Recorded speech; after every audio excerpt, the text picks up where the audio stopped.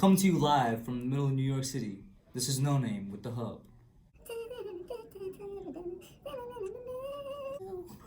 Breaking news.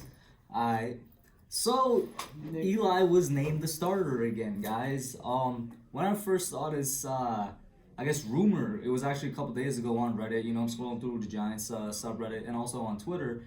People were saying, "Oh, yo, Eli starting against the Eagles." At first, I was like, y'all are kind of crazy to want him to start against the Eagles because once you start DJ, there's no going back. I said that when it was announced that they were going to be starting DJ all the way back in week 3. You can't start the rookie quarterback over the veteran and all that, you know what I'm saying? You can't put him over the guy that won you 2 Super Bowls without the message being, all right, we've moved on. This is our new starter. You know what I'm saying? This is the guy of the future, all that. Eli's the backup. And initially, that's what I thought they were going against when I heard the rumors. I thought they were going against all that.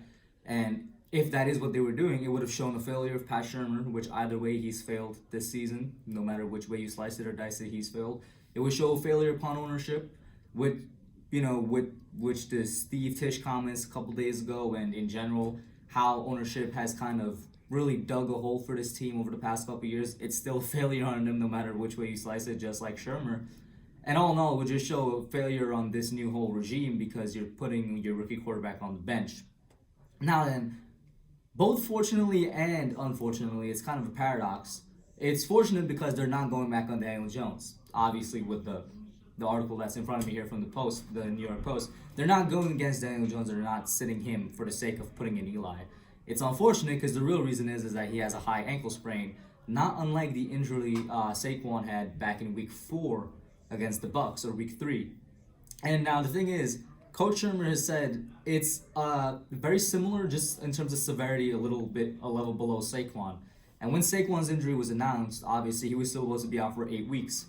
Looking back on it, he should have set out this 8 weeks, but because he's not human, he came back in like 5 or 6.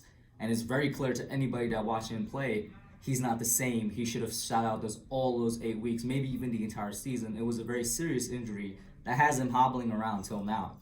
If it's the same type of injury for DJ, yeah, he needs to sit out the rest of the season. And, basically, the entire offseason he'll have to rest and recover, because I don't want him to end up hobbled as a rookie or anything like that. I don't want him to already be, his NFL career shortened and whatnot. And Eli's coming in because that's what backups do when the starter is injured. They come in and they fill in for the starter. It's very possible that we saw Daniel Jones play his last game of this year last week against the Packers, which is kind of sad to think about. And I hope he recovers, to a full recovery and all that.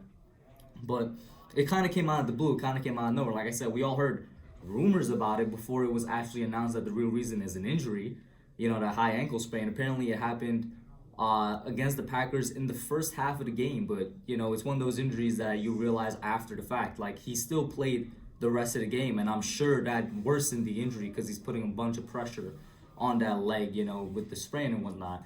But all I can say for DJ is that I hope he recovers properly, because we've seen what this can do to a player. Saquon looks like a shell of himself. He doesn't even look like a top 10 running back, let alone the best running back in the league. He's now starting to recover, with last week running very hard against the Packers, but doesn't make it look like he used to. And with DJ, he's very, very early in his development, kind of like an embryo. This guy needs to have a stable condition for everything around him in order to develop properly. And in terms of Eli, well, I never thought I'd see him play a game again in my life. Part of me is happy because I'm a very big Eli Manning fan. He was my favorite player for much of the time growing up watching the Giants. Another part of me is just completely worried for Daniel Jones. And then the last part of me is saying, well, I guess the more pragmatic part of me, which has me supporting the tank, which has a lot of hate from Giants followers that I support the tank. Another part of me is like, Eli might actually go out there and win some games, and we might, draft position might decrease or increase, yet to be seen. But for now, I'm just going to try and stick with the positive emotion of being happy to see Eli back on the field, because we ain't got nothing else to be positive about.